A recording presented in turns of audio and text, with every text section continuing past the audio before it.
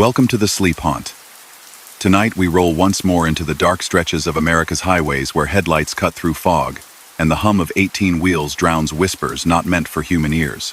These are 7 true trucker horror stories, tales collected from deserted rest stops, midnight diners, and miles of asphalt where time stands still and shadows move on their own. Stay with me until the last engine dies in silence. And like our video, your light keeps us driving deeper into the dark. If you're new here, subscribe to our channel so you never miss the next haunting mile of the open road. Now, settle in, breathe slow, and listen. Story number 1. There was a driver named Ruth Delgado who preferred the late hours, the quiet shift between midnight and morning when the world thins out and the road belongs to the steady. Her rig was a clean red tractor with a soft purr, the refrigerated trailer behind it murmuring like a sleeping animal. She ran produce often, light loads that didn't push her down the grades, the kind of freight that asked for calm hands. On the night in question, she was heading north across high country, a place of cold stars and sage, the land flattening into plateaus only interrupted by sudden cuts of river and old bridges. The radio had gone quiet a few miles back. CB chatter comes in bursts, but between small towns it sometimes falls away entirely, leaving only the scratch. Her dashboard clock glowed a steady number. She kept her speed just below the limit, easing past signs that flashed temporary warnings about deer and wind. The road was ordinary, but the air had a certain weight the way nights sometimes do when weather lingers beyond the horizon. Not there yet, but promised. Mile marker 212 slid by. A long fence line matched her for a while, then turned off into nothing. The GPS on the dash followed along, a lit thread across a map that showed nothing but pale emptiness to either side. Ruth preferred the atlas folded beside her, paper pages where she could see the shape of the land, and trusted in a way screens never quite earned. Still, she ran the GPS for the sake of alerts, hazards, closures, reroutes she might not catch on the radio. It gave one then. A soft chime. Reroute suggested. Incident ahead. The map winked and shifted. She glanced over, surprised this stretch was usually empty at this hour, apart from the occasional set of headlights cresting a far hill. The route now wanted her to exit onto a county road in 3 miles, cross a bridge called Marlow, then rejoin the main highway 6 miles beyond. Simple. She could have ignored it and taken the chance that the road ahead was clear. But the chime came a second time. Reroute recommended. She rolled her shoulders and decided not to test the highway's mood. The turn arrived sooner than expected, a slim ramp that dipped beneath old lamps, the kind that spill a sodium glow, hazy and gentle. The sign for the turnoff had been repaired recently, fresh bolts, fresh paint, and yet someone had left a faint scuff across the corner, as if a swerve had kissed it and gone on. Marlow Bridge, the next small sign read, white letters on green. The county road wasn't bad. Narrower than the highway, yes, but striped well enough, its reflectors catching her beams and returning a steady sequence of points.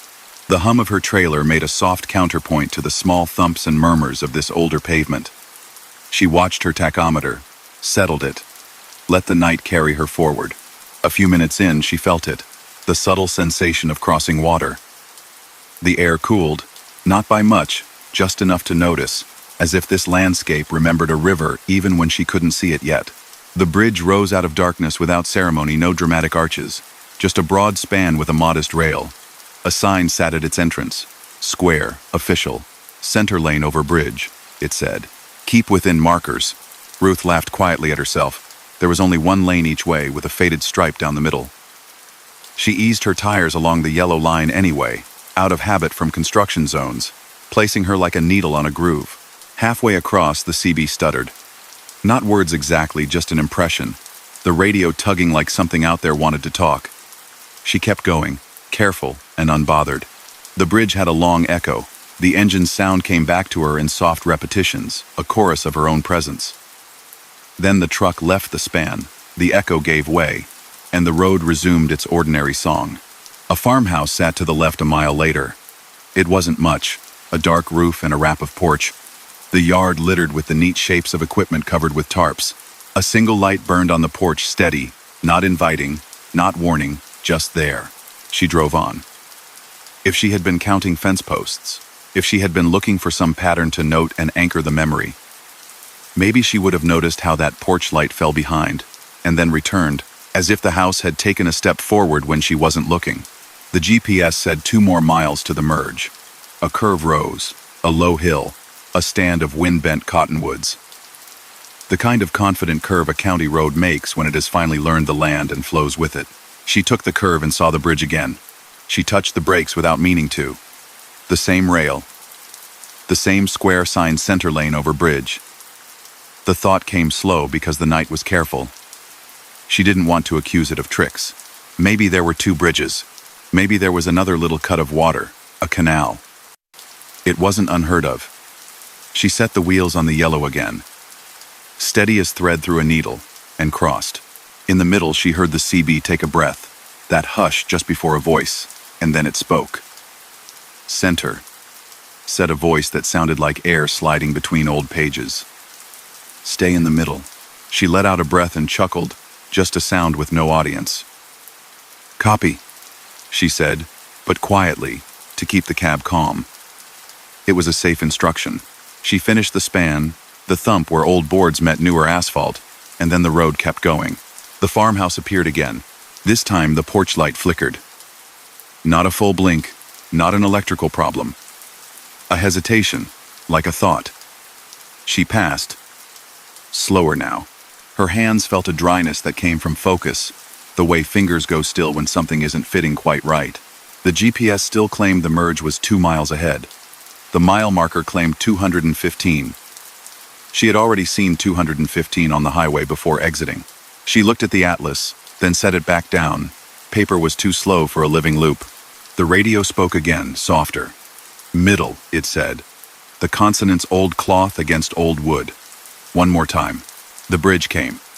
She knew by the way the road slightly lifted, by the draft through the vents cooling even though she hadn't touched them. Fine, she thought. Then the square sign, then the yellow line, then the echo. In the middle of that echo, she became aware of another sound.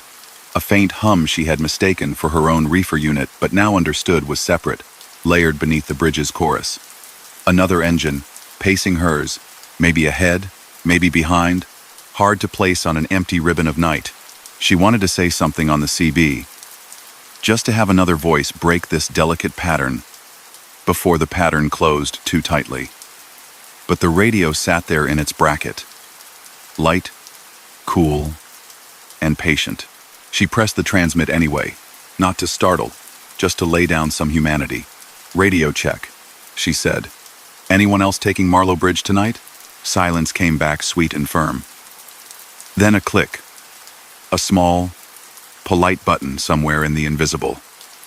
"Middle," said the voice. This time it carried a hint of amusement.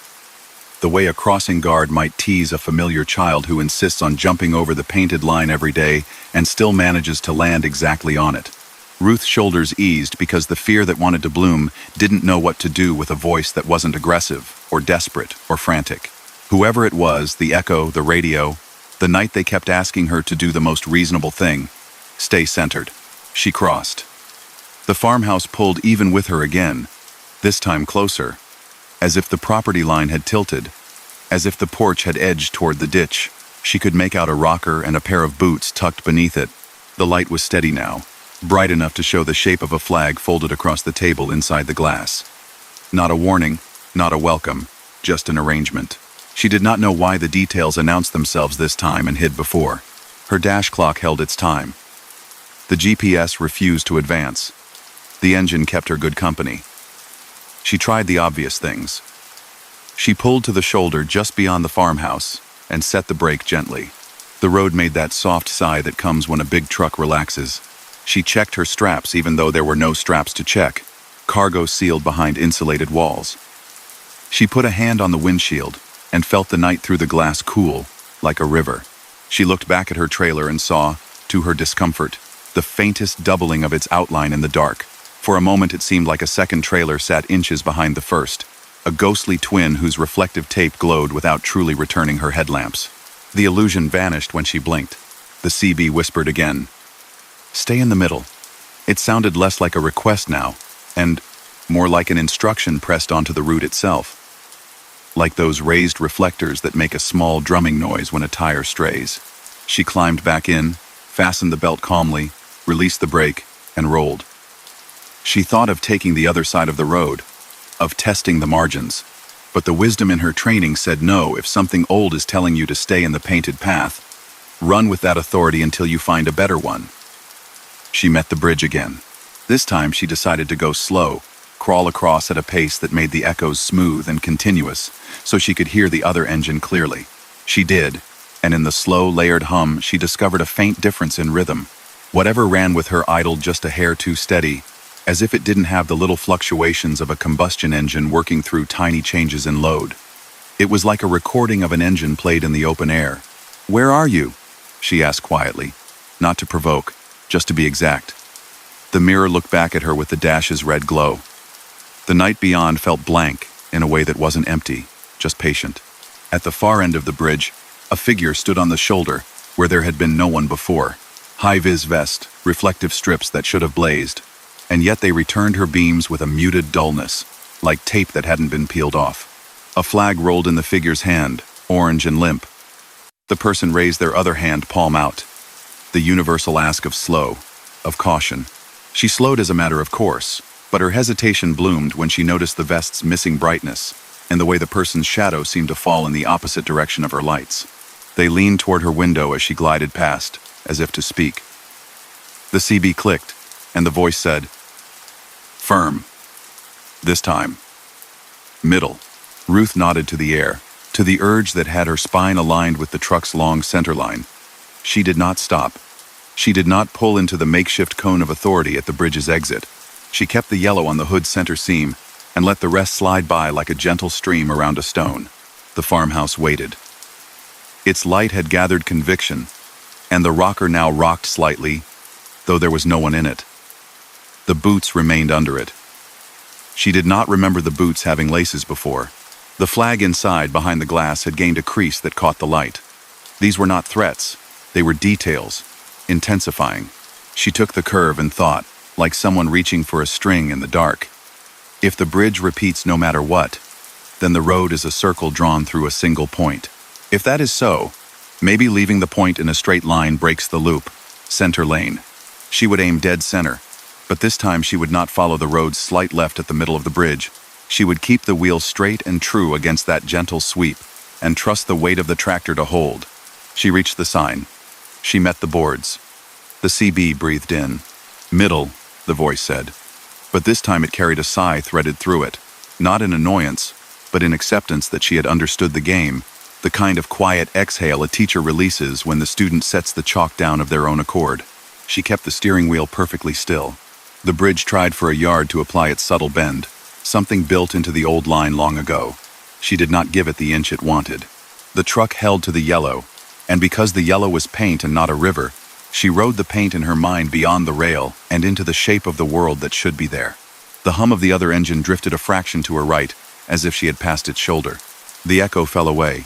The air changed in that way it changes at the edge of a storm even if no rain arrives. She exited onto pavement that did not exactly match the one she had entered on, but belonged to this land in a way the loop had not. The farmhouse was gone. In its place lay a field of frost, pale and untroubled. The GPS blinked once, like an animal waking, and advanced to show the merge ahead in half a mile. The mile marker at the shoulder declared 218, which pleased her more than it should have, a number that had not yet been seen. She did not look back, not because she feared what might be there, but because she had made a promise without words to whatever had held her. She would not pry. Sometimes the night offers a shape that wants to be left in the corner of the eye. The main highway greeted her with the indifferent generosity of big roads. She merged, checked mirrors, eased to cruising speed. The radio caught a snatch of conversation, not for her, and spit it out again. She glanced at the dash cam mounted high and steady. A red dot glowed, doing its job. In an hour, when a truck stop appeared with a clean lot and warm coffee, she decided she'd pull the footage from the last stretch and just satisfy the curiosity that didn't want to become obsession. At dawn, with light diffused through thin fog, she found a crew parked at the on-ramp where she had exited hours before. They wore the proper vests, bright and reflective. A real sign lay on the grass, folded legs ready to be stood up, the word detour printed crisp and new. A foreman waved in a friendly, automatic way that drivers and road workers share. She waved back and rolled on, The footage did not show the bridge. It showed blackness, then faint movement when she pulled to the shoulder. Then more blackness edged with a shimmer that could have been glare, or the cam's lens reacting to cold. It caught one sound perfectly, though the soft trill of a payphone. She had noticed no payphone. The call rang a handful of times and then cut. Ruth drove the route again months later in daylight because routes repeat and tools return to their work. The river was there, and so was a nice modern span with clear signs and healthy rails. There was no farmhouse. A realtor's placard sat crooked under a cottonwood, its phone number sun-bleached. The county road had no reason to ask anyone to stay centered. She crossed, smiled at the simple goodness of engine and bridge and morning, and went on. On the CB that day, she heard a fragment that made her chest go warm and calm. A young driver asked if anyone had taken Marlow Bridge at night. An older voice responded with a kindness that practiced no theater. "If you do, keep to the paint, friend," it said. "You'll be fine." Ruth kept her lane and didn't reach for the mic. Some things are better left as gentle instructions folded into the travel of others. She looked once into the east-facing mirror at the road behind, and caught the faintest suggestion of another red tractor tucked just behind her own, riding in perfect alignment. When she blinked, the second shape was gone, leaving only a clean line of morning and the long, level comfort of a day begun without incident. That night, when she closed her eyes in the sleeper and listened to the refrigerator unit cycle like an ocean far away, she could still hear the low, contented voice on the radio advising center. It did not haunt. It steadied. She slept like someone who had aligned herself with paint and line and the old things that live on bridges through the hours when the world changes shape. And because she had, the night let her pass. Story number 2. Malik O'Neill preferred the kind of western night that felt both huge and private. He ran his route straight through the desert stretches when the sky turned to velvet and the land flattened into a thought. On this run he carried palletized paper goods, light enough that the tractor barely noticed the grades, heavy enough to feel planted in the crosswinds. The schedule was easy, the clock generous. The only thing he had to do was keep the line steady and deliver on a morning when most of the city would just be waking up. Between towns out here, the stars were so sharp they looked like frost. His GPS drew a pale ribbon across the map and stayed quiet unless he missed a planned stop. The CV was polite. Now and then someone chimed in about a blown tire or a lane closed ahead, then fell back into the static. Malik tuned the AM dial like he always did in the wide stretches. Old habit, old comfort. Music didn't hold the road the way a voice did. Voices, even a recorded one, gave the night a kind of companionship that kept the edges of sleep at bay. He found the traveler's information station without exactly looking for it. 1610. A soft announcer and a low bed of music like a wind chime. The signal came in as clear as the stars. District 5 roadway update, the voice said. Unhurried, almost tender. No chain controls on the pass. Gusts reported near Baker's Shelf. Drivers of tall vehicles, reduce speed accordingly. Rumble strips are known to sing at mile 90. Expect a quiet night otherwise. This message repeats. It wasn't unusual out here. Many states had low-power transmitters near highways, posting road conditions and closures. Malik turned the volume, so the voice sat just under the engine. A river. Under a river. The words didn't demand anything. They simply existed. He liked that. Mile marker 87 passed. The blacktop flowed into a pale lakebed and back again. Sage crouched low, dusted in silver. He saw a porch light way off in the distance, freestanding like a little moon in a field with no house to claim it, probably a pump on a timer. In the mirror, the trailer's reflectors drew neat lines like stitches. Additional detail for eastbound traffic, the radio said. Light fog reported in basins between mile 90 and mile 94. Fog is patchy. Do not rely on high beams. Maintain a steady pace and let the road show itself. If you hear the cattle guard sing, you've entered the cool air. This message updates at 2:15. Malik checked the clock. 2:12. He smiled. He liked precision for no good reason. The air vent whispered against his knuckles. He rested his right hand at the lower edge of the wheel, left hand ready to steer if a jackrabbit decided to reconsider its life choices. The cattle guard sang at mile 90, a quick metallic hum under the tires, the note higher than he expected. He could smell damp. The fog was exactly where the voice said it would be, low and thin like misty breath on glass. The kind you see more than feel. He kept the beams on low and drove into it as if nothing had changed. Approaching Baker's shelf, the radio continued, calm. This is a long, slight rise that can catch you thinking it's flat. Tall vehicles. Keep it under 50. 5 if you feel the left tug. All others. Maintain lane. If you need assistance, blink hazard lights twice at mile marker 98.7 and the night desk will acknowledge. This message updates at 2:17. He chuckled, a sound with no edge. It was the first time he'd heard the phrase, night desk, outside of a motel. He pictured a person in a small building with a bank of gauges and a coffee that had gone cold in a friendlier way than coffee usually does. The desert made imagination kind. In his mirror, a white pickup appeared without the drama of headlights racing up. 1 second there was darkness. The next, there it was a tidy half-ton, clean, older model. No plates in front. The rear lights were on a dim setting, as if the driver had missed the full click of the switch. The truck held position 3 car lengths back, neither aggressive nor shy, a shadow choosing to match. Malik kept his speed where it was. Everything felt fine. The radio clicked. Night desk receiving, the voice said, as if responding to someone he couldn't hear. Caller reports pockets of ground fog lingering in creek dips. 1 deer near 93. Slow side, non-moving. Eastbound, take the center of your lane. This message will repeat. Malik's eyes flicked across the road, the gauges, the edges, the mirror. He couldn't see the deer. He believed the deer anyway. He thought about the phrase non-moving and how it could mean safe or asleep. Out here, words often did double duty. At 92, the fog gathered briefly like breath blown from a hand. He rode through it, trusting the familiar little bounce of dashed line past the hood. A minute later, a shape at the shoulder resolved into a mineral bucket tipped on its side. His mind had made a deer out of the bucket before his eyes corrected it. He exhaled. The pickup behind him held steady. Update at 2:17, the radio said, keeping its promise. Traveler information line is open via roadside boxes. Use the handset, no coins needed. If your vehicle is equipped with hazard lights, a double pulse at 98.7 will tell us you can hear. We appreciate the courtesy. Malik grinned at the dash without looking away. He hadn't seen a working roadside call box in years. Out here, they were mostly empty shells, relics with a metal tag that said out of service, and a bolt where the handset used to hang. He thought it was sweet that the station kept pretending they were alive. It made the road feel tended, like an old orchard that still throws fruit in the fall. The pickup's right blinker flashed once. Not a signal, just a hiccup. Malik checked that his own lights were normal.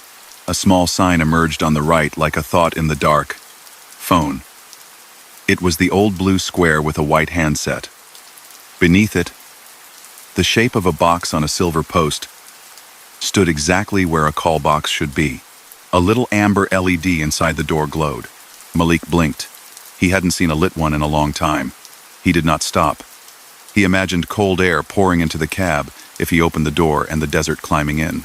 He imagined the sound the handset would make when he lifted it, nothing probably, or a tone that meant there was still a line somewhere running under all this space. Eastbound. This is night desk, the voice said. Caller reports a pickup pacing eastbound at 2:13 without full light. No cause for concern. Keep pace.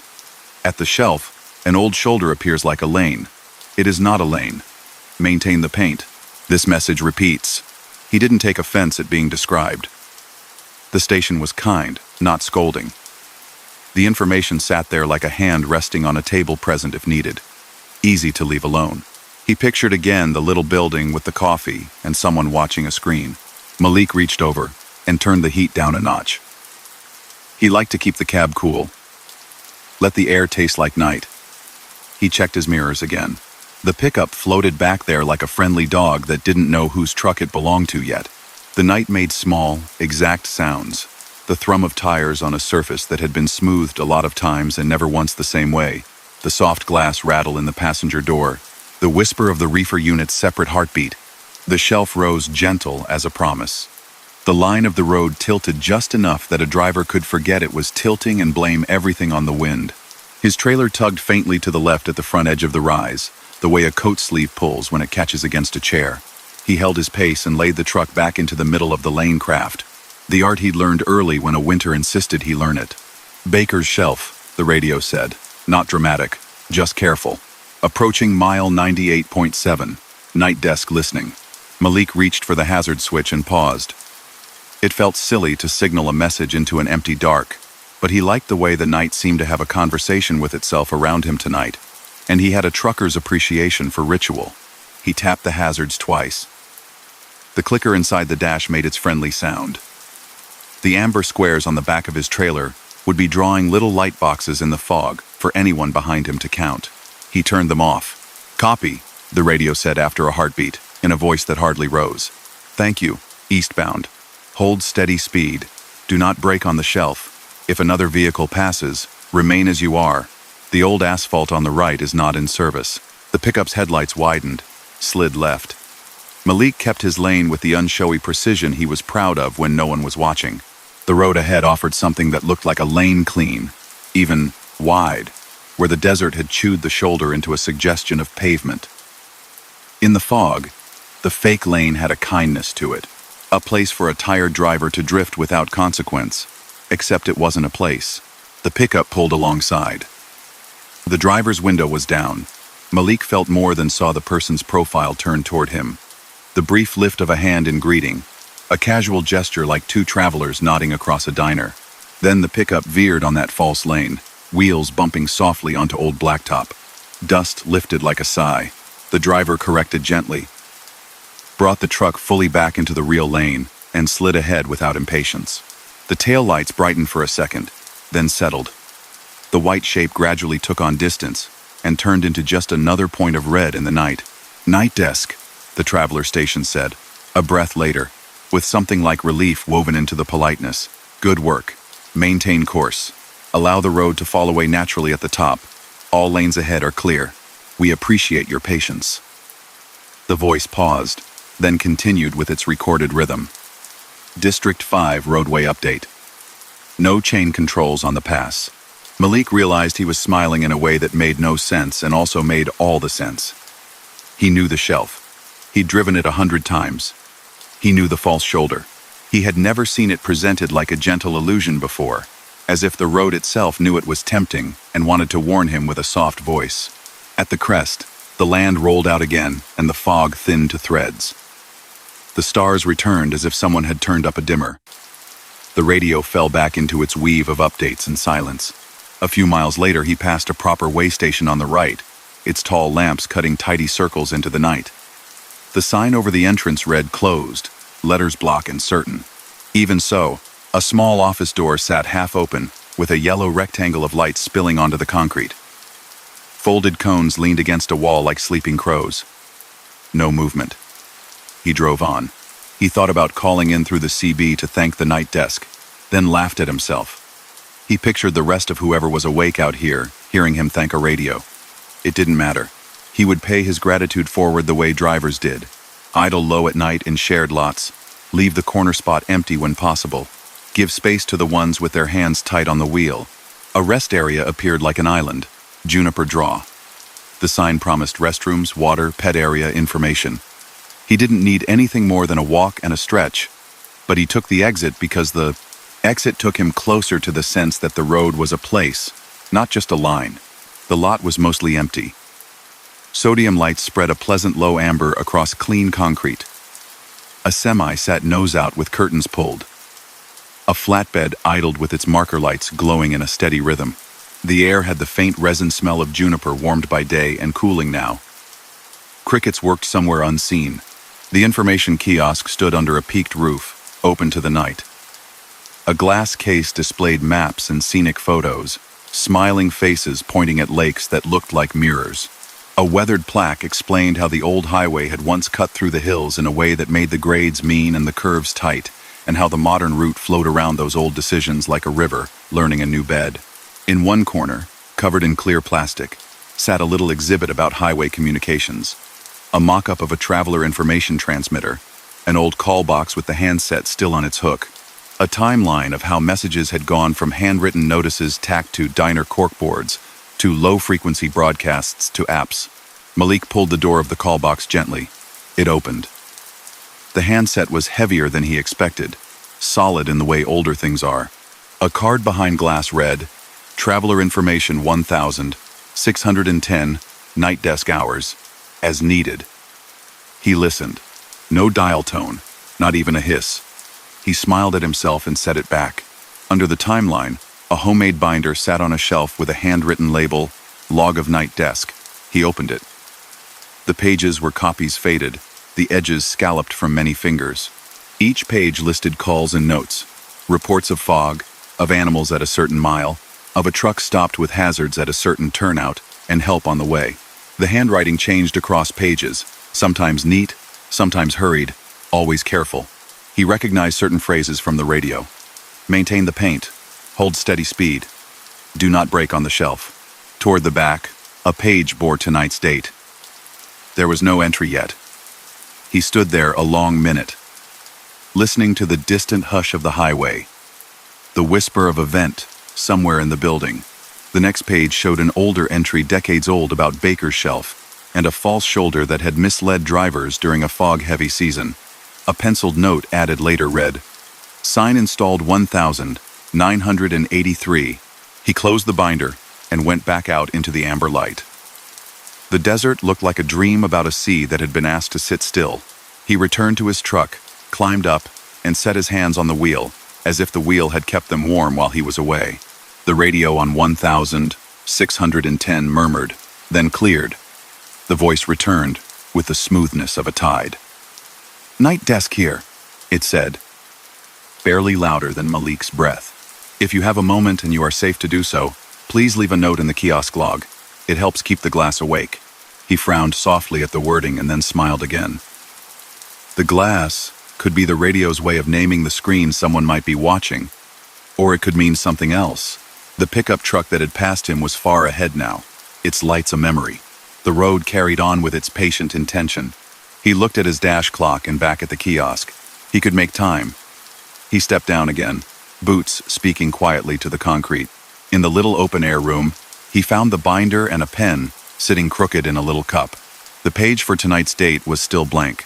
He wrote, without fuss, his handle Skylark, a name he hadn't used in years and didn't entirely mean to write, and then steady lines beneath it. Fog on shelf patchy. False shoulder looked good. Thanks for the heads up.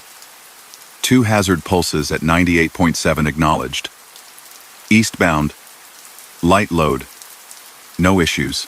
He signed his initials out of habit, set the pen back, and realized that the way the ink sat on the paper made it look like the note had always been there, only hidden until now. He shook off the thought gently. The desert asked for that sometimes.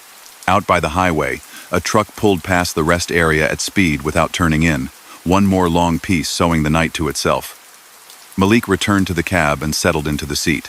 He rolled out, the tires humming a confirmation that belonged only to forward motion. In his side mirror, he saw the kiosk tucked under its roof. The call box door returned to its angle. The binder, a small rectangle of the night's memory. Back on the interstate, the radio came alive once more, then faded to near silence, then returned, as if passing through a pocket of air where sound went slower. District 5 roadway update, the voice said. No chain controls on the pass. Gust near mile 102. Travelers, maintain lane. If you are tired, the next safe pullout is 16 minutes ahead on average. You're doing fine. He reached up, turned the volume down until it was almost nothing, the voice a presence as gentle as sleep. The white lines flowed toward him, and under, a little river of order he could trust. The stars shifted above, the kind of steady, slow turn he only noticed on long nights like this when the world did its work without asking to be watched. He drove until the night stretched thin and paled at the edges. When he stopped at a friendly fuel island before dawn, he asked the clerk, a man whose face made it clear he had watched a lot of nights turn into mornings, if the 1,610 station was still active in this region. The clerk smiled with the patience of someone who liked to tell certain stories a certain way. Sometimes, he said. Depends on who's around to flip the switch. Depends on the weather. Depends on the road remembering. Malik nodded. He looked down at his phone and searched a moment later when he had a few minutes to sit. The listing for the traveler station popped up with a line that said, "Decommissioned 2007," and a note about a historical society preserving the transmitter. He took that as a good sign. Preservation could be a kind of activation the internet didn't know about. He sipped coffee and thought about the binder. He thought about Skylark written on a page where his hand had already been somehow, years before he ever stood there.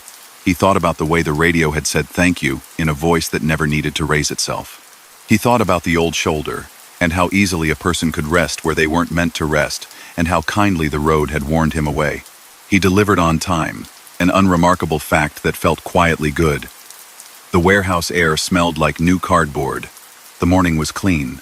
He signed and rolled and eased himself back onto streets that made city shapes, and then onto a highway that widened like a breath. That night, before he settled down in a little lot near a grove of willows that clicked softly against a fence, he found 1,610 again, and listened until the voice said the words he liked most. "If you need a hand, blink hazard lights 3 times. The night desk is watching the glass." Okay, he didn't need a hand that night, or the next. He blinked anyway once, just to greet whatever watched over these roads when the world turned quiet, and let the engine draw a silver line through the dark, while that steady voice faded into the hum and stayed there, gentle as sleep. Story number 3. Evelyn Park liked the coast best when the town lights had gone to embers, and the ocean made itself known in small, exact ways. The faint salt in the vent air, the hush when a swell pushed against the riprap, the bell of a distant buoy, counting something only it understood. She had a run that took her along the low road between 2 fishing ports, a 2-lane causeway stitched across tidal flats. Her trailer was full of gleaming kitchen equipment strapped into crates, stainless steel wrapped in foam and cardboard. It was not a heavy load, but it wasn't light enough to drift either. She liked the way it anchored the rig to the asphalt when crosswinds reached for her. Storms had rolled through during the evening, big clouds that came like a parade and left everything rinsed and still. By midnight, the rain had gone east, pulling the thunder with it, but the world hadn't quite settled. Puddles lay in the dim, shallow like mirrors. The air smelled clear and sharp, the way it does when it has been washed clean and hasn't yet decided what comes next. The coastal highway she needed was marked with the usual honesty. Subject to flooding, it warned in black letters. Do not enter during high water. Hinged gates waited on either side of the causeway, ready to swing across once someone decided it was time to let the ocean have its way. They were open now, held back against posts with metal clasps the size of fists. A windsock at the first turn didn't stir. The air lay calm across the flats. There was no fog. Just a slow grayness laid low over the water that caught and released her headlights in a soft rhythm. Out to the right, past the dark stripe of the marsh and the low humps of channels, a shape stood on its own small island, a lighthouse, short and stout, the kind built to endure the push of weather rather than impress anyone. Graver's Light, the charts called it. Evelyn didn't need the name to feel something about it. The tower was blacked out, windows dark, gallery rail, a ring of shadows. Every coastal town had a light that had gone quiet when GPS and modern markers did the job cheaper. She had heard at a diner a dozen miles back that Gravers had been retired years ago, a museum when Gravers had been retired years ago. Volunteers felt like opening the door. She drew down her speed.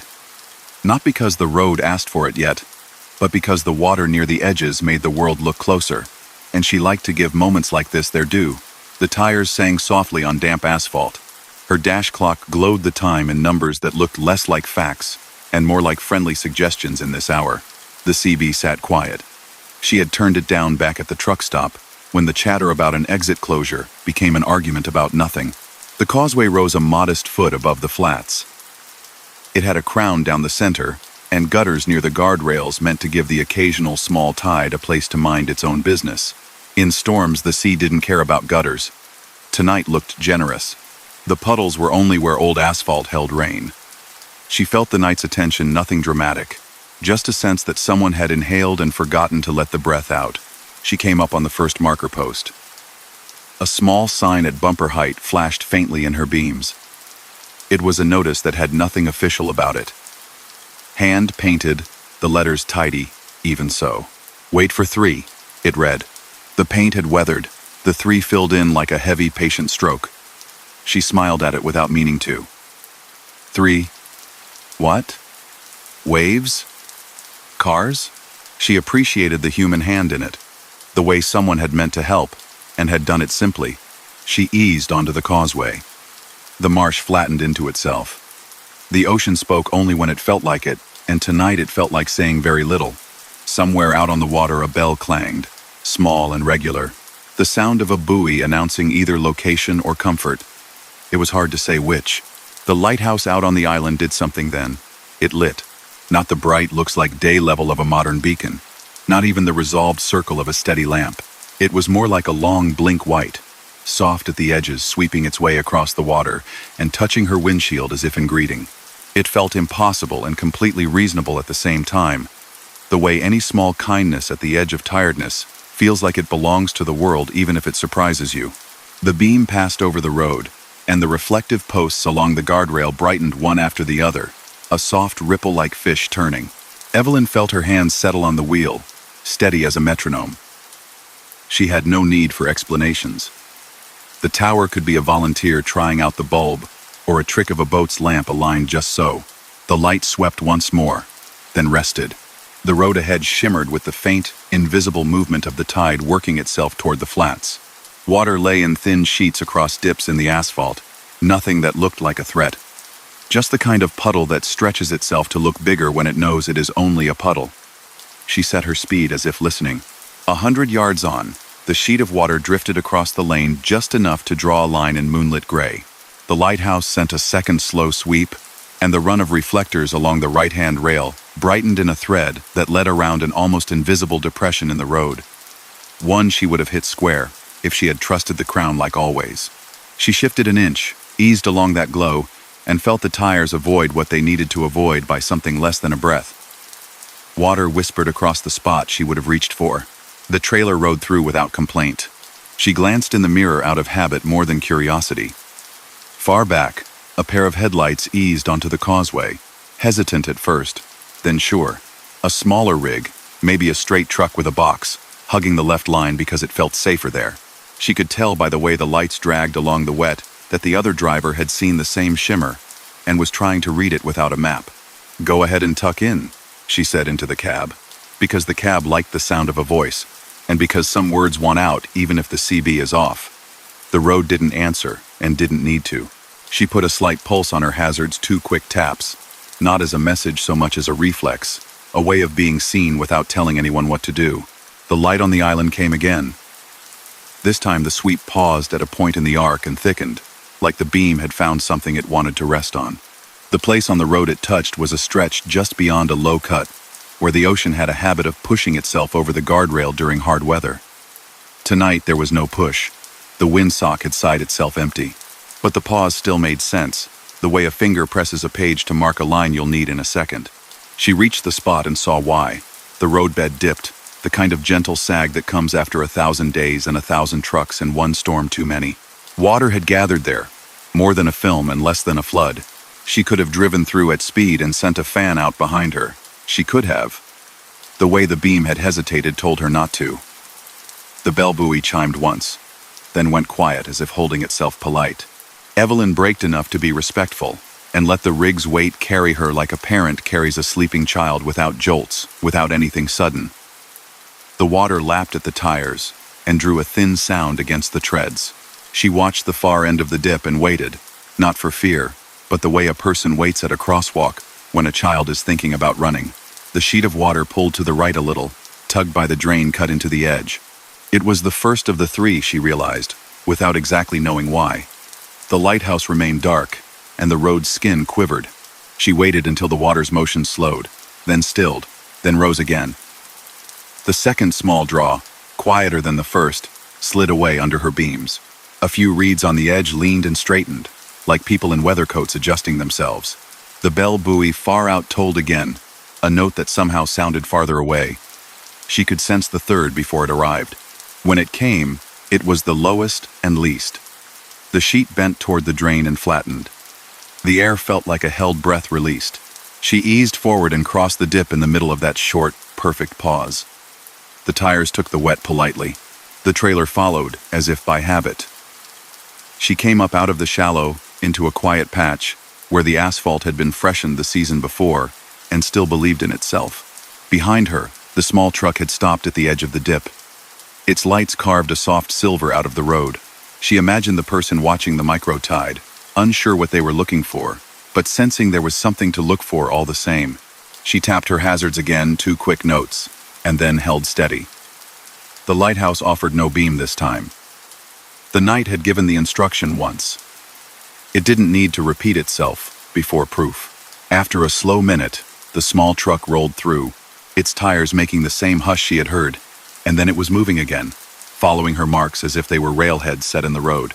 They went on like that for a mile and change, the ocean thinking about crossing the road and then thinking better of it, the lighthouse sweeping now and again, mostly gentle, sometimes pausing to show a rail, other times touching only the water, as if to make sure it hadn't forgotten where it lived. Evelyn enjoyed the odd communication of it, a language made of light and timing and patience. She found herself thinking of the hand-painted sign she had passed. Wait for 3. She had never seen that exact advice in a manual, but she liked how it fit the physics of tide and shape. First draw, second draw, third sigh, then go. At the center of the causeway, the island with Graver's Light lay nearest, a dark tooth in the flats. She could see the gallery rail clearly now, a ring against a sky that held no stars, and still managed not to be fully dark. For a moment, when the beam swept, she thought she saw someone standing there, far away, a vertical disappointment against the circle, a suggestion of a coat lifted a little by wind. The beam did not catch on the figure. It did not announce or insist.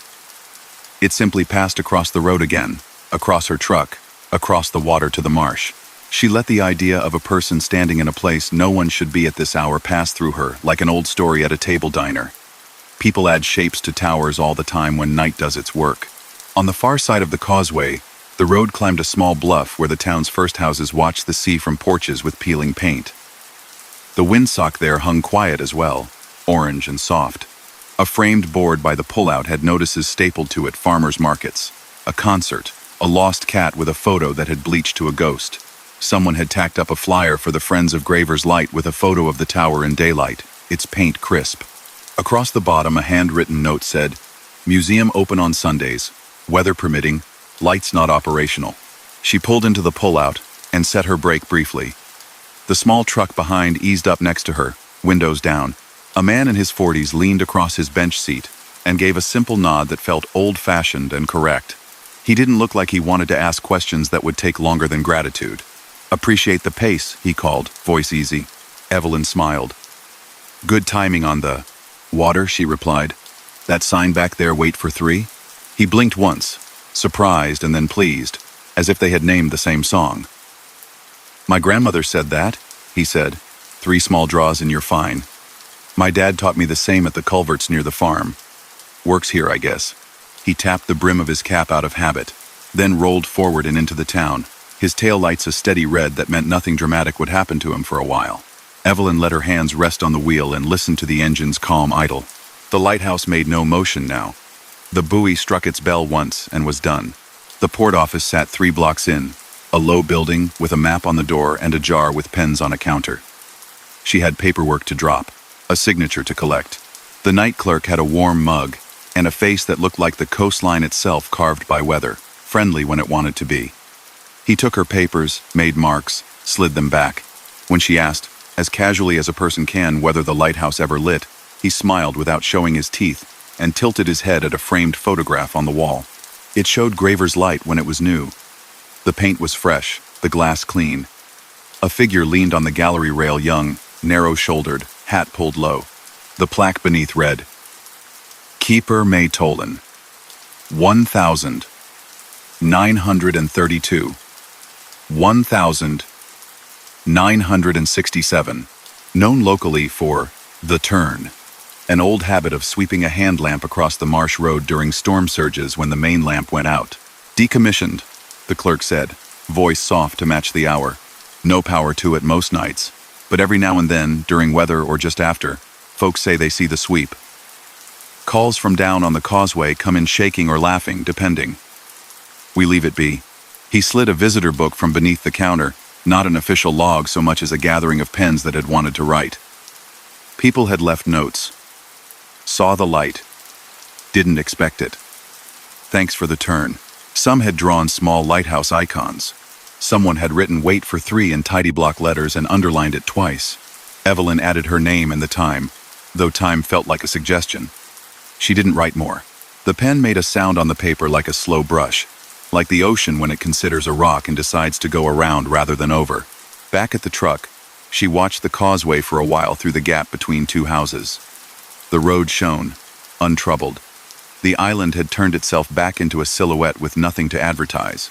A gull lifted and wheeled once, decided against making a conversation out of it, and sat down again somewhere beyond sight. Later, in the sleeper, she pulled a copy of the dashcam's video onto her tablet because curiosity doesn't sleep easily when a person has seen something they didn't plan to see. She scrubbed through the section over the flats. The screen showed the world as the camera believed it. The soft reflection of her own headlamps in the water. The glow of the reflectors like beads strung on a thread. The outline of the island like a shoulder. The beam did not appear as a beam. Only once in a while the glass on the far right brightened in a wash without source, as if a whale far below had turned its side in the moonlight. The most interesting part was the guardrail reflectors. They brightened not all at once, but in a lazy succession, exactly when she had felt guided. A rightward pull around the sag.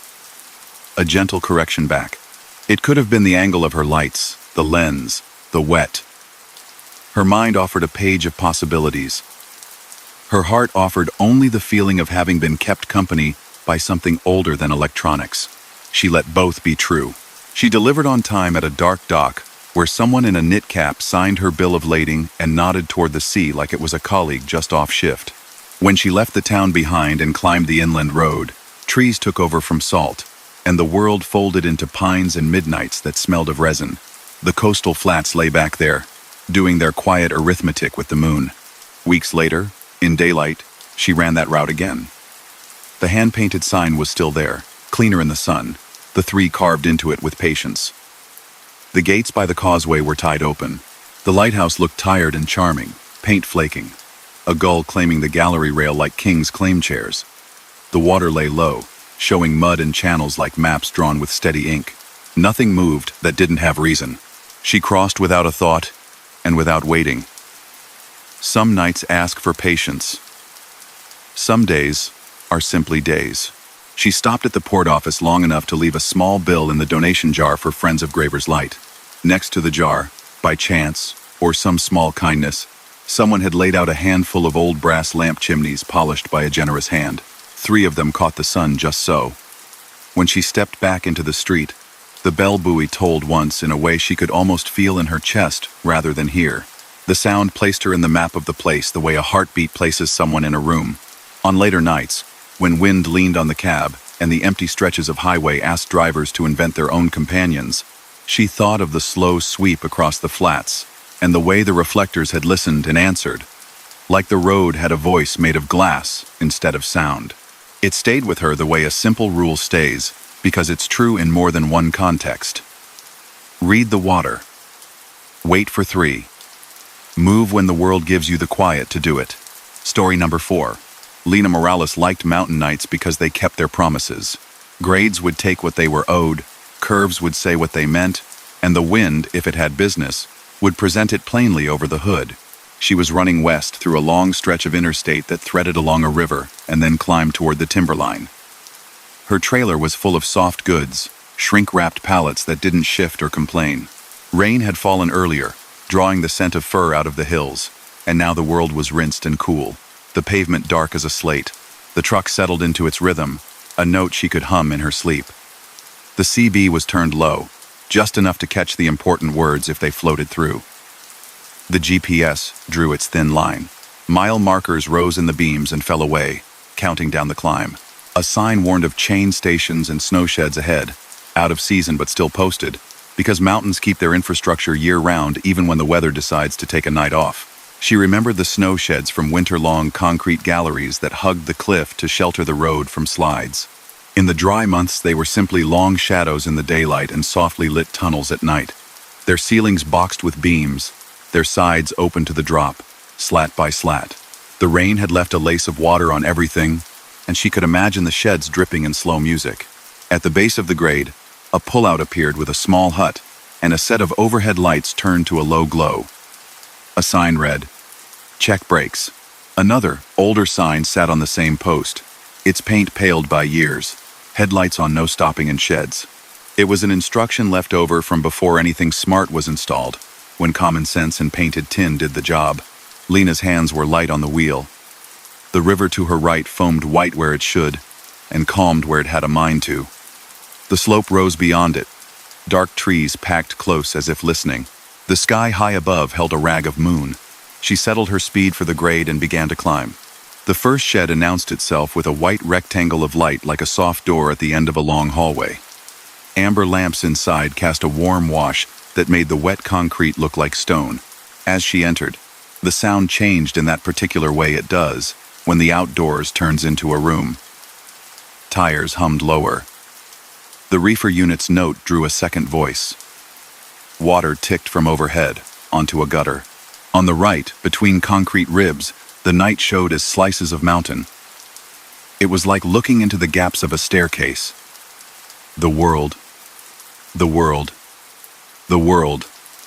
Bit by bit, Lena kept the truck in the center of her lane because the lanes in sheds always feel narrower and wider at the same time. The lamps were spaced in even intervals. One after another, they turned her windshield into a slow metronome. She felt it in her chest as much as in her eyes, and she let the rhythm settle her. But not too much. There is a kind of drowsiness that comes with repeated light, a friendly hand that could, if you let it, steer for you. She didn't let it. Halfway through, she became aware of a second light among the amber. It was whiter, colder, and it drifted along the wall at the edge of the walkway on the left. Like a maintenance lamp someone had lifted and carried, it moved at her pace, just at the outer reach of where she would normally look. The first thought was practical. A worker on inspection, late shift making rounds. But the walkway was empty. No boots, no high-vis, no figure. Just the pale oval gliding alongside the truck. She checked her mirrors. Nothing but her own trailer and the soft glow of marker lights trailing back. The CB was quiet. The air inside the cab was dry and smelled faintly of coffee. The pale light kept an even position, sliding just ahead of her fender and then easing back, as if it breathed. When the shed ended, the light winked out. The sky opened again, and the sound went back to outside. The river flashed far below, gleaming where the moon broke clouds. A short stretch of open road ran like a plank between sheds, the hillside to the left, the drop to the right. She adjusted her speed again and prepared for the next long shadow. The second shed's lamps were more widely spaced, and the ceiling was a touch lower, or perhaps it only felt that way.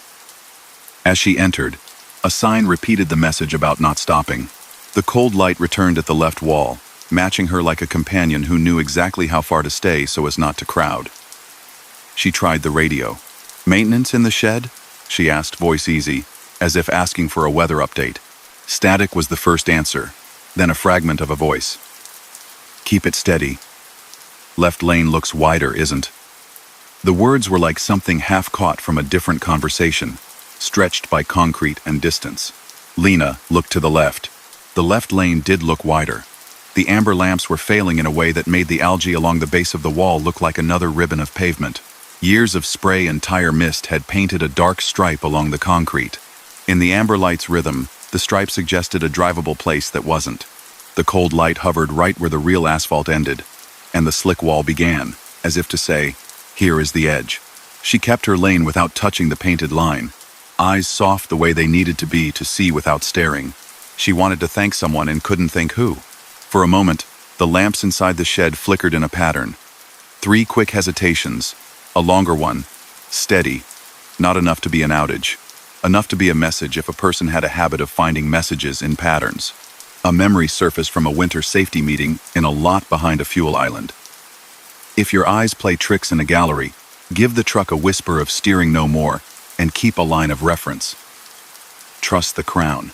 Trust the sound of the tires where the paint would be, even if the paint is gone. She listened for the change in hiss. She could hear it faintly when her right side tires flirted with the gutter. She corrected an inch, and the hiss evened. The pale light drifted with her, patient, as if also listening. The shed opened with the same soft flourish of light. Another stretch of open night bridged two concrete mouths. The grade steepened a hair. Her temps were good. Her breath was calm. The CB murmured something about a flatbed making time behind her, then fell away like a thought you can't hold on to in the dark. The third shed was longer. She knew from sign and from memory. The cold light met her at the threshold like a small courtesy. The amber lamps in this one were newer, brighter, and yet the echo inside felt older. The sound of her engine bounced off the ceiling and came back with a faint delay, enough to make it seem, if you were unkind to yourself, like there was a second truck alongside, running the same line a half-second behind. She said a quiet song in her head, a slow, ordinary tune she used sometimes to keep herself honest, and let it pace her through. The columns slid by. The slice of night beyond the ribs showed cliff, then river, then cliff again. After a few minutes, she noticed something in those slices. A small glow out in the open air, far down near the base of the shed, moving along the outside in the same course as her pale companion inside. It could have been a service vehicle on the lower access road, a lantern, even a brave camper's headlamp. It moved with her, paused when she did not, then moved again. As if it were not bound to wheels, she let the thought be strange without making it dangerous. It was a trick of perspective. It had to be. The CB stuttered again. "Don't stop in the shed," came a man's voice, seasoned and calm. It was the kind of voice that has told many people to do and not do many things, and had been obeyed most of the time. Then, nearer, a voice she recognized. Her own, recorded months ago, on her dash cam, when she had practiced calling out hazards for a trainee. Eyes on the crown, not the wall. The cam had never bled into her speakers before. She could feel the story a person could tell about why it was doing that now. She chose not to tell it to herself. Midway through the third gallery, a chorus of droplets started from the ceiling. A new note added to the hum. The pale light on the left brightened and then dimmed, like a heartbeat that had remembered itself. Ahead, a sign hung from the ceiling, old metal, black letters on white reading. "Walkway, closed when lights flash." The lamps near the sign hesitated again in that 3, short, 1, long pattern. The walkway on the left ended abruptly at a section walled off with plywood, as if repairs had been started and then forgotten. The light rested at the start of the closure, the way a finger rests at the edge of a page about to be turned. The left lane widened again in appearance, false as before. The hiss at the right gave her the truth. She stayed with the hiss, not the picture.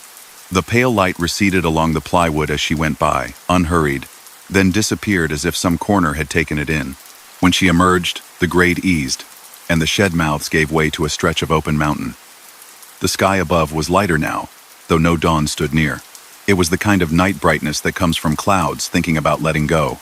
Far up the slope, she saw the blank face of a control cabin. The kind avalanche teams use, square and simple, a cable draped across a span. No one moved. Everything was asleep and watchful at the same time. A small turnout appeared with a sign that promised a view in daylight. She took it, gentle on the brake, and let the truck settle. The river was a long whisper below. When she rolled down the window, the cool met her hands like a basin. In the side mirror, a set of lights approached a flatbed, as predicted, its markers patient. It took the open road past her and vanished into the next dark. Lena sat with the engine idling and listened hard for something she would never be able to prove she heard. A footfall on a concrete walkway. The night made the sound of a night. The cold light did not appear. The CB offered a fragment of a joke from miles away, and then gave it back to silence. She thought about the signs. During winter, they were necessary. A stopped truck in a shed makes a hazard of the quiet kind. The kind you don't see until air changes shape. In summer, they were reminders from other months.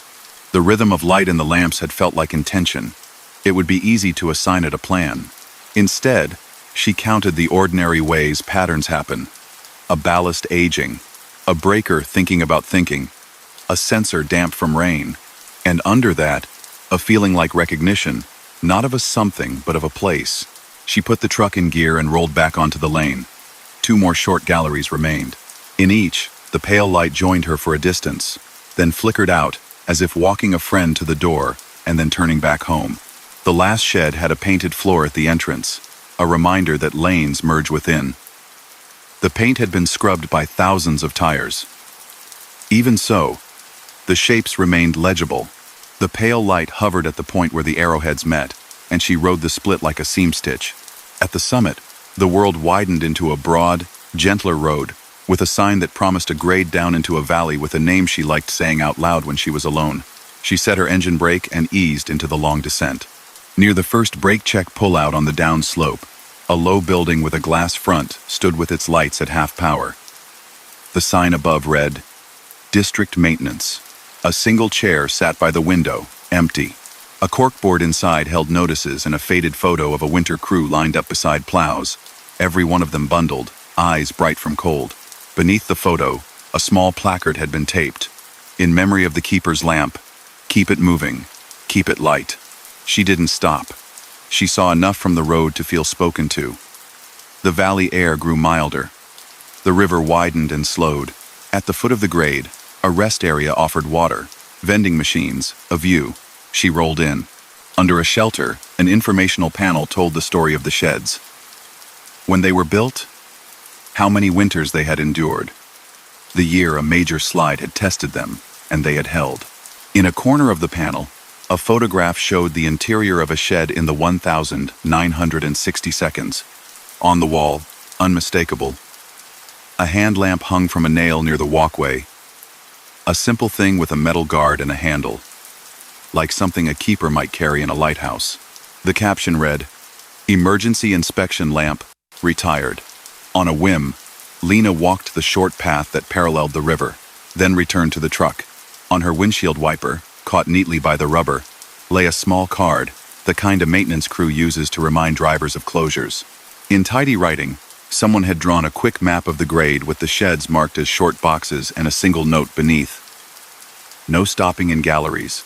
Trust the crown. Good line tonight. She looked around. No crew truck idled in the lot. A sedan with a sleeping passenger sat under a tree. A couple of concrete picnic tables held the shape of other people's stories.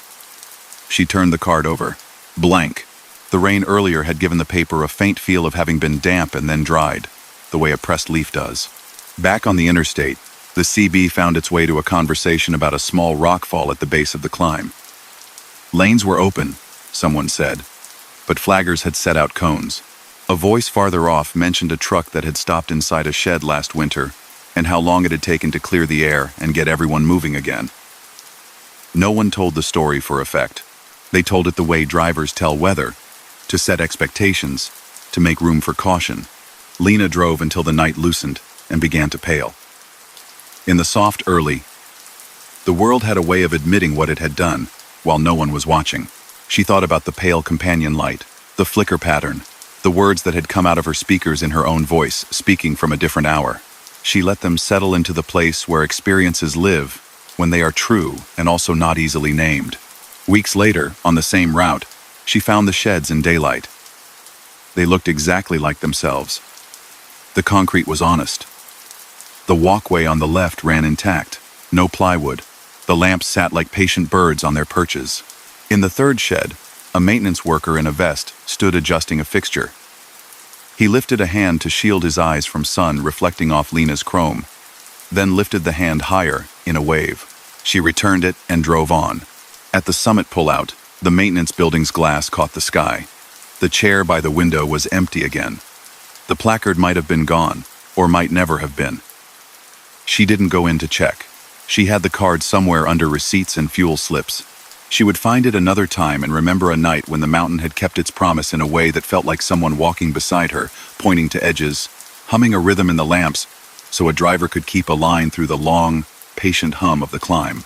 Story number 5. June Farrell liked the kind of flat country that whispered rather than shouted.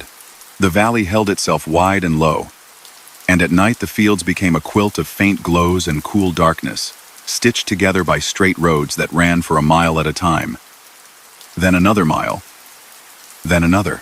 On maps, the grid looked tidy. In a cab at 2 in the morning, It was easy to feel like a needle passing through a fabric the size of weather. She was hauling frozen seafood inland, compressors humming a steady counterpoint to the engine's easy note. The highway had been fine until an illuminated board announced a night closure for paving. All trucks exit at 232. Detour signs sprouted like polite, patient hands. The route pulled traffic onto county roads that felt older, though the white paint was crisp and the shoulders were clean. June didn't mind. The detour cut along ditches and fields where citrus and stone fruit grew, and there was a quiet to it she liked. No glare. Just the low sky and the suggestion of houses pulled back from the road. The first sign she saw after leaving the interstate was not about the detour at all. It read, "Frost operations in progress" in block letters. Beneath it, smaller. "Use headlights. Expect smoke." She lifted her chin to the rear view and smiled at her own eyes, as if to say, "Okay then." She'd heard of orchards lighting heaters and spinning wind machines when temperatures dipped just enough to think about stealing a bloom. She hadn't been down here during one of those nights. The air changed within a mile. It acquired a faint sweetness, a whisper of citrus oil and smoke from clean-burning heaters. Ahead, on either side, rows of trees appeared, black-green against the lighter sky, and between the trunks, as far as the beams could reach, little pools of orange light blinked and steadied. They weren't flames the way campfires are flames. They were contained in metal pots low, squat heaters set out under the trees like lanterns on a long, organized picnic. The orchard lookouts must have walked those rows at dusk and set the pots a certain distance apart, a pattern the trees would understand. Higher up, on slender towers, wind machines turned. Each had 3 blades that moved with a lazy authority, drawing down a breath of slightly warmer air and laying it over the cold ground. Red beacons sat atop the towers, blinking at a measured interval to warn low-flying crop dusters that weren't flying tonight. The blades threw shadows that crossed the road in her cab, like the hands of a clock moving faster than the eye expects. June switched the CB down to a murmur and let the reefer's steady voice be her company. The GPS suggested a line forward, then changed its mind around an orchard road that didn't exist on its map, then picked a course again. It was the sort of valley detour that could take a person 10 extra minutes or an hour depending on 2 turns, 2 ditches, and 1 decision made in the wrong rhythm. A 4-way stop appeared, perfect as a diagram. The street signs read W Avenue and 190th. A hand-painted board nailed to a fence post pointed left for Caldwell Packing. Her delivery wasn't there. Her destination lay farther east, toward a distribution center tucked by the canal. The printed detour card on her passenger seat said straight for 3 miles, then right. She went straight. The heater's glow made a moving tunnel between the rows. The wind machines thumped their low note, less a sound than a pressure you felt in your chest. Every so often, a deeper thump sounded from somewhere in the field, the hollow report of an air cannon that existed to startle birds and remind Frost that people were paying attention. The first time it spoke, she flinched and laughed at herself. After that, she waited for it and was fine. On the right, a shallow ditch flowed. It wasn't much, just enough water to talk, slipping through weeds, catching that industrial mineral smell irrigation often has. A low fog gathered over it, hip-high and friendly, and drifted out over the road in a thin sheet that clung to headlights without drama. June eased her speed, not because she needed to, but because the night seemed to ask for it. The first odd thing was entirely practical. A black cord across the road, knee-high, strung from one side of the orchard to the other. She saw it because someone had tied a white rag to it, and the rag had learned to make itself known. She braked gently, stopped, and set her flashers to a polite, slow pulse. The rag fluttered in the low breeze, and beyond it, 2 shapes stepped out between the trees, men in heavy jackets with reflective stripes. They wore headlamps turned down. One raised a hand, palm outward, the universal sign of wait. June lowered her window and felt the strange combination of cold air and soft heat being ladled around by the wind machines. The way rivers make pockets of warm water where you don't expect them. "Sorry for the line," the closer of the 2 called. His voice had the calm of someone who had already apologized 50 times tonight and meant it every time. "We're feeding a fan." "No problem," June said, because it wasn't. He stepped up enough that she could see his face, younger than she expected, eyes bright from the chill. He pointed with 2 fingers down the row. 5 more minutes. When we pull it, go easy. We've got loose hoses across the shoulder." She looked past him. In the rows, a mobile tank sat, A small tractor idled beside it, and a crew worker stood on a ladder tying something off at the base of the tower. The line across the road lifted a foot, then another, then cleared the height of her bumper. The crewman waved, the first man lowered his hand, and June rolled under the cord at a crawl, noting the hose bellies to the right where they crossed shallow trenches. "Thanks," she said to the air. The air said nothing and returned to its work. Past the cord.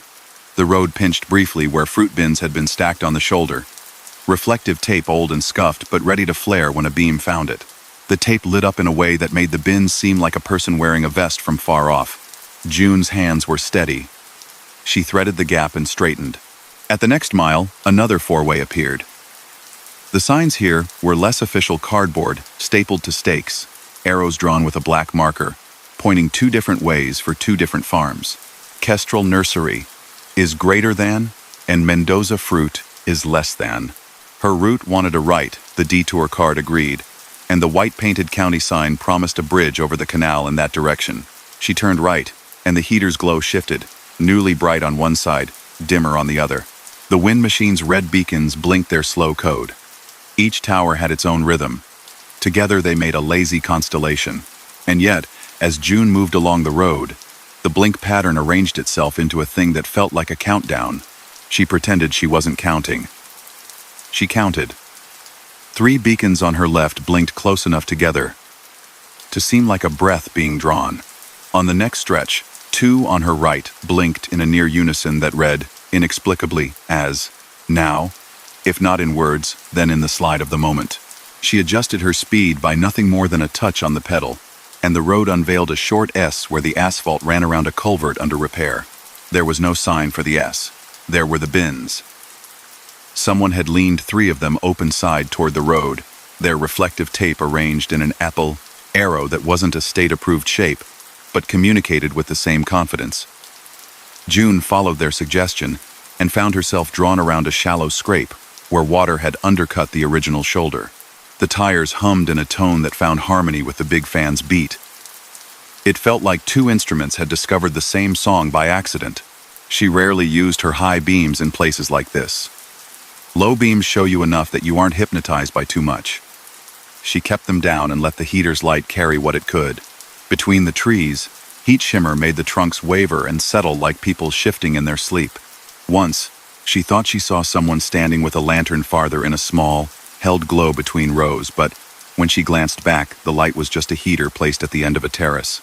Her dash clock ticked off minutes that felt longer than they were. She made another right at a slanted intersection, where the county road decided it didn't have to obey the grid for once because a canal was there first. The canal ran black as a long bruise in the night, a smooth slide of water doing numbers under its breath. The bridge the detour wanted was up ahead.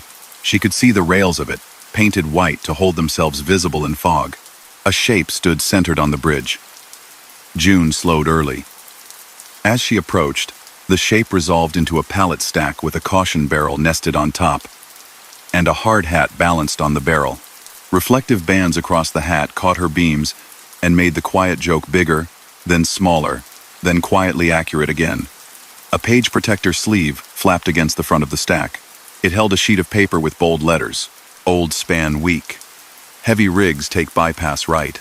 There was an arrow drawn in thick marker, pointing to a strip of dirt and gravel to the right of the bridge where timbers had been laid with care. A low causeway built across a shallow spill of the canal. It wasn't a road in any official sense. It was a path someone had made today or yesterday. The timbers were stout, cribbed to each other, the kind of thinking through you see when people need to move heavy things and don't have time to wait for a general plan approved by a committee. June braked to a complete stop. The air in the cab settled around her like a blanket. She looked at the old span. Its planks were silver in places where traffic had polished them. A slat was missing near the far rail. The white paint on the metal uprights showed a bulge where a bumper had once kissed it too hard. She looked at the bypass. The timbers had darkened from damp, and someone had scattered gravel to give traction. On either side of the bypass, orchard heaters had been placed in an intentional pair. Their warmth reached up just enough to keep frost from flirting with the wood. It was like walking a path held open by 2 hands cupped over it. She eased over. The timbers complained in a way wood complains, no danger in the sound, just the report of weight meeting things built to carry it. The very edge of her mirror showed the canal sliding by with the serene persistence of water that knows it will end up somewhere bigger. Midway across, the wind machine nearest her paused, blades finding a balance point, and then resumed. She did not know why that mattered, and decided not to give it too much weight. The tires met gravel, then asphalt again, and she exhaled a breath she had not intended to hold. On the far side of the canal, the road widened back into the familiar two-lane perfection. The heater's glow ran out at the last rose, then the night opened into empty fields waiting for spring. A small pullout sat under a pepper tree with a table, a barrel, and a folding chair. Someone had left a steel thermos on the table, and a note under a paperweight. Take what you need, leave what you can. Frost Crew. The thermos would hold coffee or water depending on who last filled it. June felt around on her passenger seat, found the extra pack of batteries she kept for her flashlight, and set it on the table. She screwed the cap off the thermos, sniffed. Water. She poured a little into a paper cup from the sleeve stacked neatly beside, drank, and put the cap back snug. She rolled on. Past the orchard line, a house sat with a porch light turned to low. A dog lifted its head but did not bark. A single-leaf gate at the driveway leaned stubbornly against a post, as if too tired to close all the way. The grid resumed, bringing with it more four-ways, more county signs, more simple decisions that felt, at this hour, equal parts trivial and threaded. Her GPS regained confidence. The printed detour card had gotten her to this point. The little voice could see over the orchards now well enough to be useful again. It wanted a left, then a long run, and a ramp back to the interstate. She checked the CB, not expecting to hear anything but enjoying the ritual. A voice came through like a postcard. Watch for heaters on the shoulder at mile 12. Low smoke. Keep your windows up if you're sensitive. Then another voice, soft and amused. That a new kind of traffic update? The first. It's all traffic. At the last major crossroad before the ramp, June saw a figure in her periphery and stiffened without meaning to. It looked, for a heartbeat, like a person standing at the edge of the ditch with a flag. In the same beat she understood it. A scarecrow, like assembly of jackets on a T-post, reflective tape across the shoulders, a flag attached to a stick in the ground, angled out into the lane. The tape made the suggestion of a person on purpose. The flag bore neat handwriting, "Don't turn west flooded." The westbound road did look wrong. Smoke lay heavier there, and the heater's glow was patchy in a way that suggested water beneath it. She made the eastbound turn the note wanted, and felt the truck relax, as if she had avoided a conversation she didn't need to have with a wet shoulder. The on-ramp rose ahead. A patrol car idled at the base with its lights off. Just a glow in the cabin. The officer leaning on an elbow, watching the flow.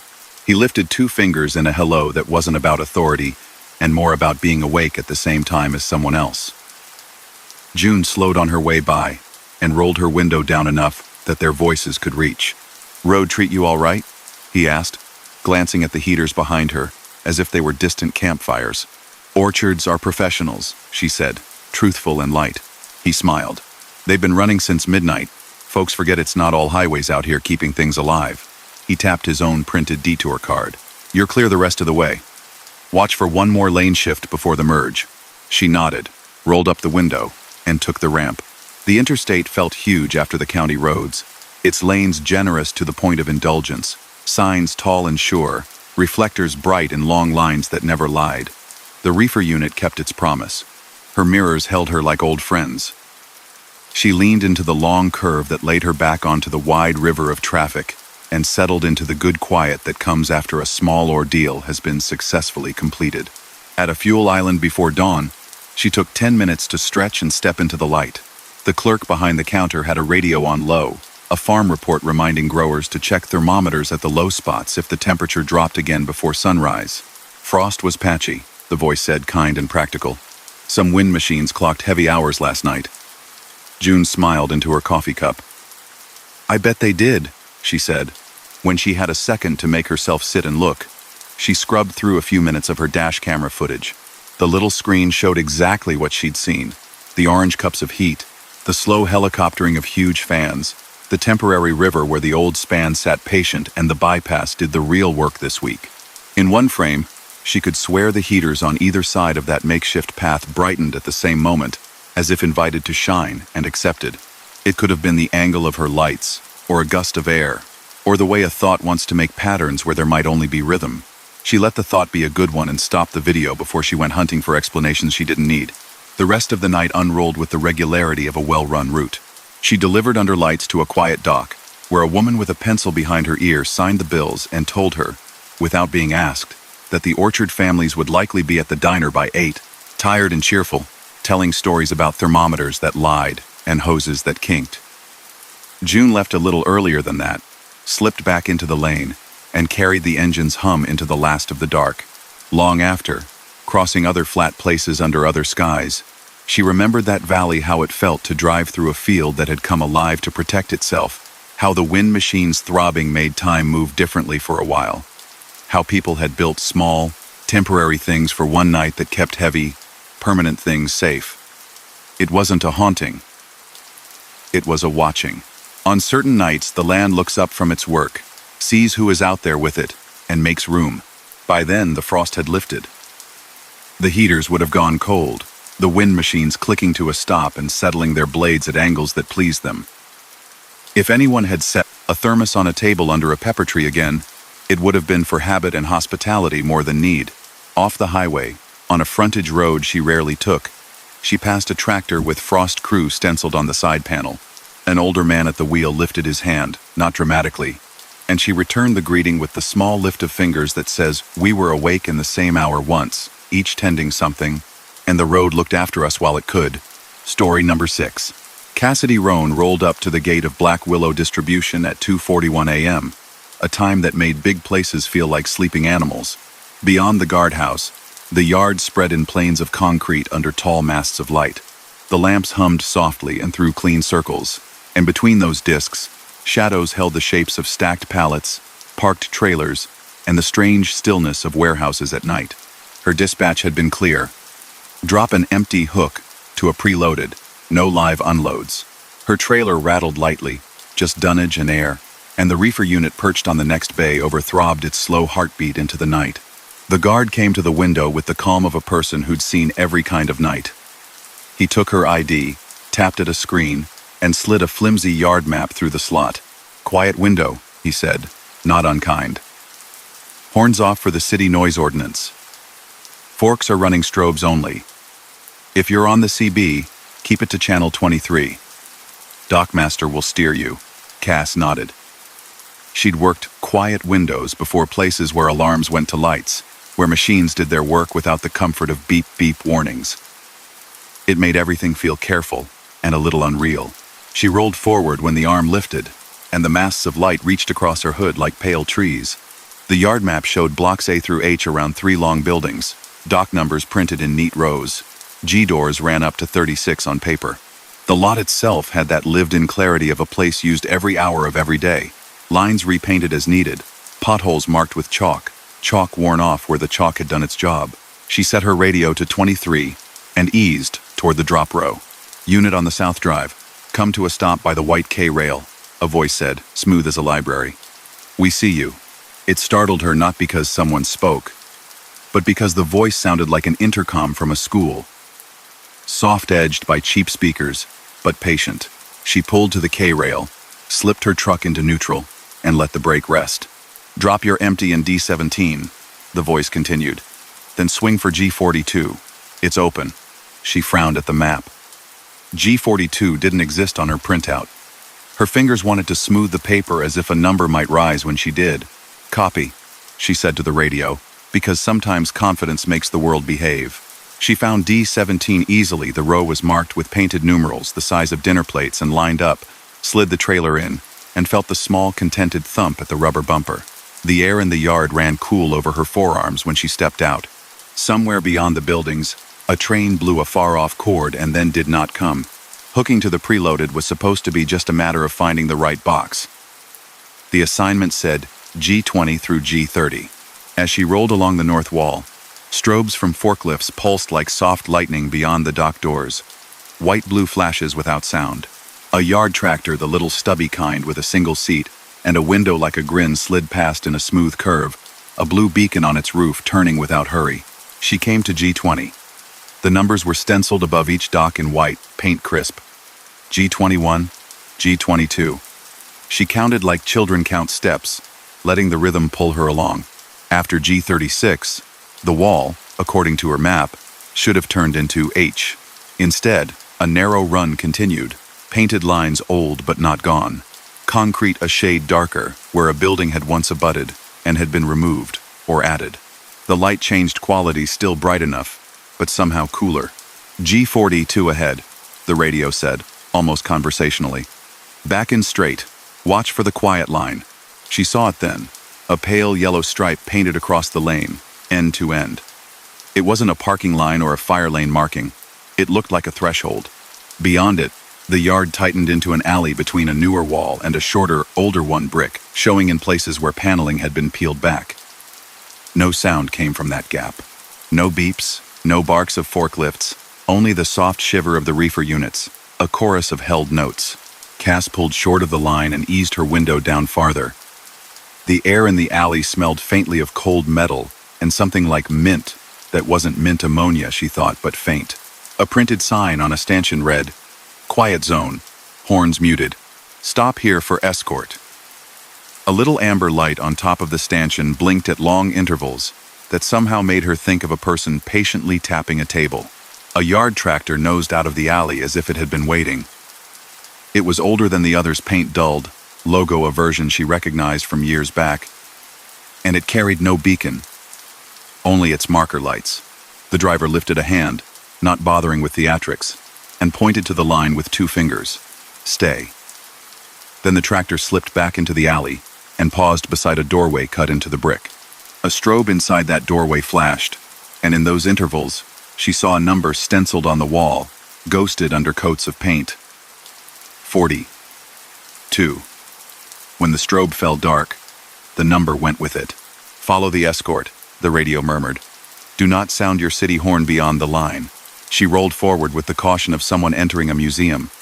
The tractor led her 3 truck lengths in, then angled slightly to give her a straight shot at the dock.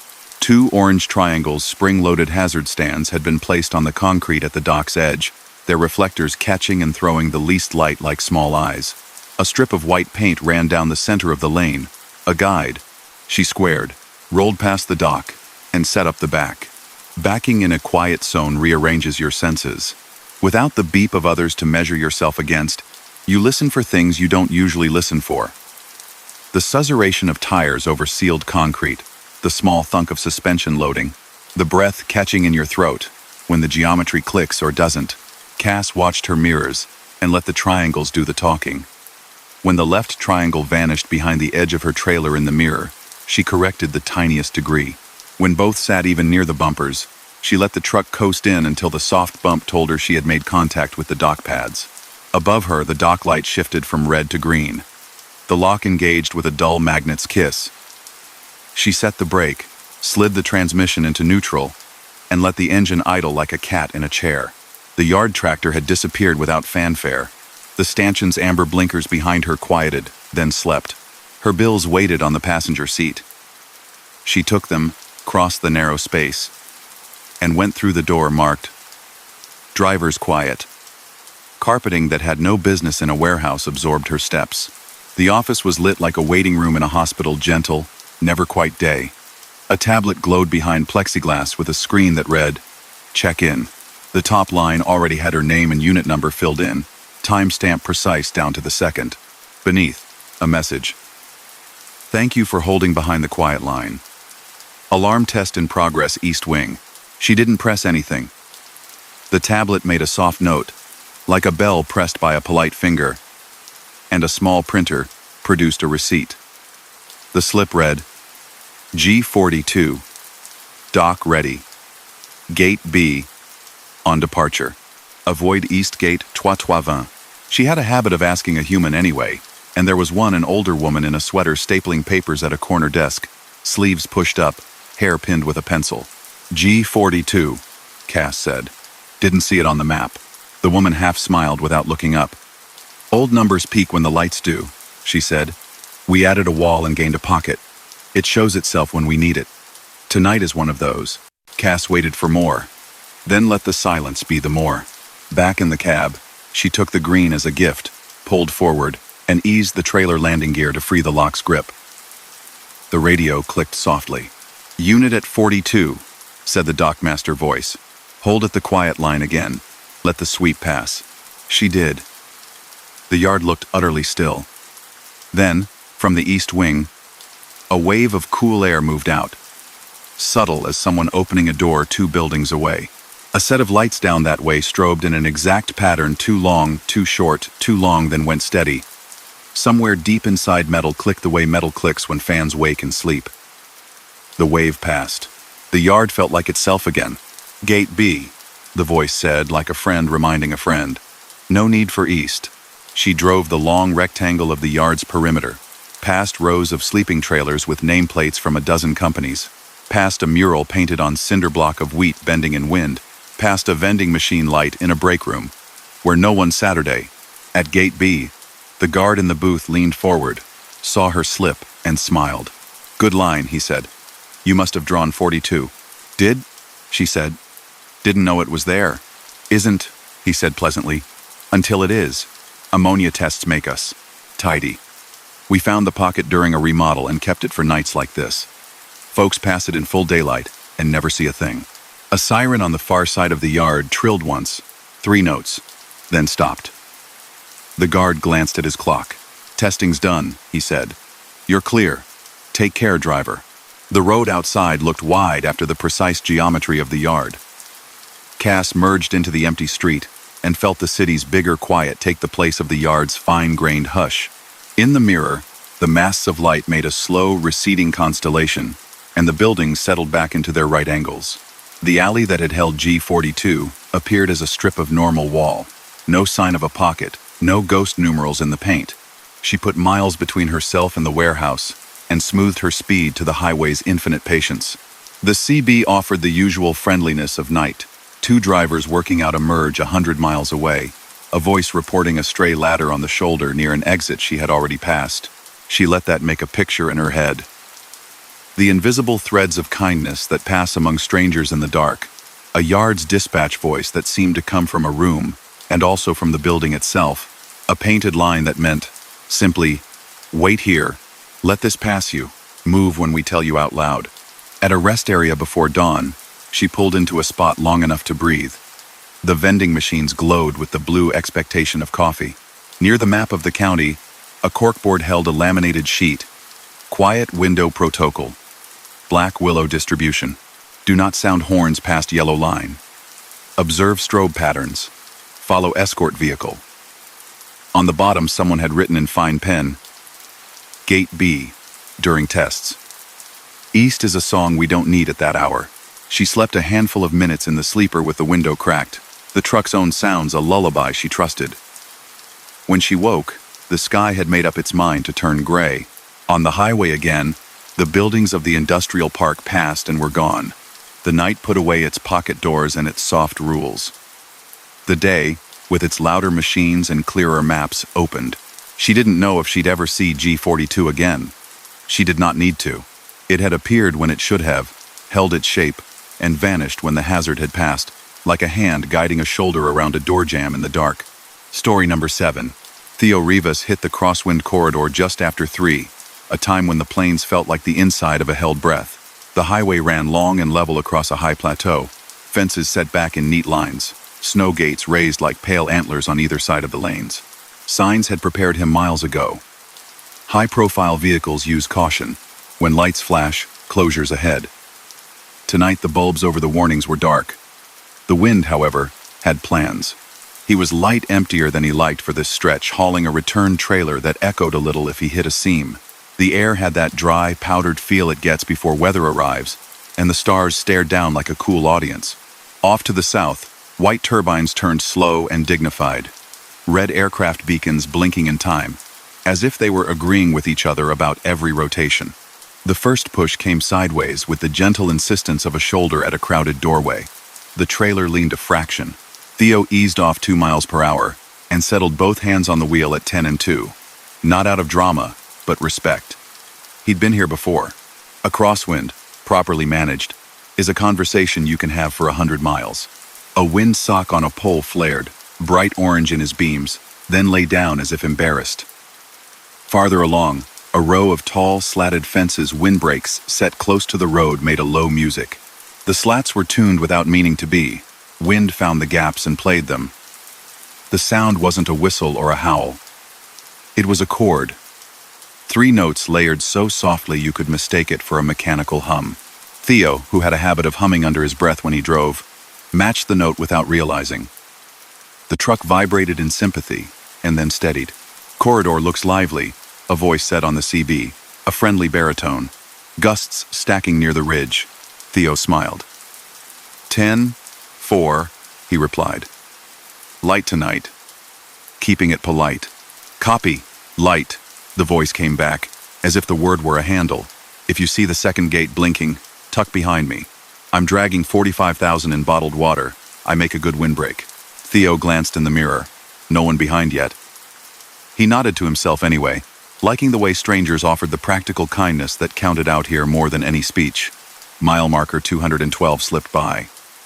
The pavement was clean, the shoulder wide, the kind of generosity you can feel with your peripheral vision. In the distance, a low ridge laid itself across the horizon like a sleeping animal. Over it, the stars were less certain. The wind firmed up, not constant, but arriving in measured pulses. The wind fences sang again. This time the chord described a shape. The lowest note rose for a breath, and then fell, like someone drawing a hand over harp strings. Theo didn't believe in signs delivered by sound. He believed in physics. Even so, he let the music suggest a rhythm. He timed his small steering corrections to the roll and release, keeping the trailer's topside in a narrow, invisible groove. The truck settled into that groove as if grateful to be told what the night preferred. The first snow gate appeared on the right, a stout swing arm with a single round amber lamp. The lamp glowed steady, not flashing. A small placard beneath read, "When flashing, exit at next ramp." Theo drove under it. The wind cupped his trailer and then let go. A large cat testing a glass on a table and deciding to leave it. Ahead, a wide pullout hosted 3 rigs parked nose out. Curtains drawn, marker lights off. Sleeping animals indeed. He passed them with the tender respect drivers offer each other when one is awake and the others have managed to fold themselves into a few hours of rest. At the second gate, the lamp blinked once, a long, deliberate blink, then held steady again. He looked up out of habit to make sure it wasn't his own beams catching a lens. No. It had blinked. A portable message sign farther on sat dark, its arrows folded. On the horizon, 5 red beacons from a cluster of turbines appeared to pause and then resynchronize, as if they were choosing a tempo. The wind fence's music shifted.